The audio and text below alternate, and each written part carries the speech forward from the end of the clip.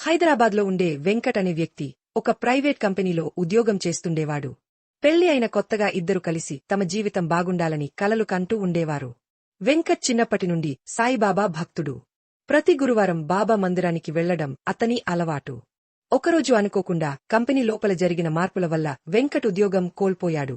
ఒక్కసారిగా ఊహించని ఈ దెబ్బ అతన్ని మానసికంగా బాగా కుంగిపోయేలా చేసింది. నెలకు నెల జీతమీద ఆధారపడే అతని కుటుంబం ఆర్థికంగా ఇబ్బందులు పడటం మొదలైంది. వెంకట్ అనేక చోట్ల ఉద్యోగానికి అప్లై చేశాడు. ఇంటర్వ్యూలకు వెళ్లాడు. ఎక్కడా ఫలితం లేకపోయింది. ప్రతి రాత్రి బాబా ముందు కూర్చుని, ఎందుకు బాబా?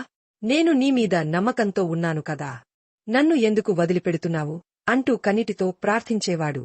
కాని ఆశను వదలకుండా ప్రతి గురువారం బాబా మందిరానికి వెళ్లడం ఆపలేదు. అక్కడ బాబాకు పువ్వులు సమర్పిస్తూ ఒక చిన్న మట్టి దీపం వెలిగించి, నా జీవితంలో వెలుగు నీవే బాబా అంటూ పాదాల దగ్గర నిలబడేవాడు.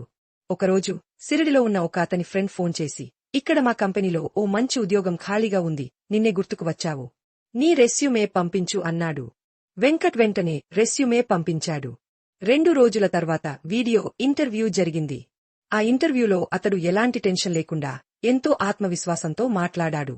చివరికి శుక్రవారం ఉదయం అతనికి ఆ ఉద్యోగం లభించిందన్న మెయిల్ వచ్చింది. ఊహించని రీతిలో మంచి జీతంతో, మరింత శ్రేయస్సుతో కూడిన ఉద్యోగం. వెంకట్ ఆనందంతో బాబా మందిరానికి వెళ్లి కృతజ్ఞతలు తెలిపాడు. ఈసారి దీపం వెలిగిస్తూ మౌనంగా సాయిబాబా ఫోటోను చూశాడు. అప్పుడు అతని గుండెల్లో ఒక గంభీరమైన శబ్దంలా వినిపించిన మాటలు, నా మీద నమ్మకముంచినవాడికి నేను ఎప్పుడూ తగిన సమయానికి సహాయం చేస్తాను.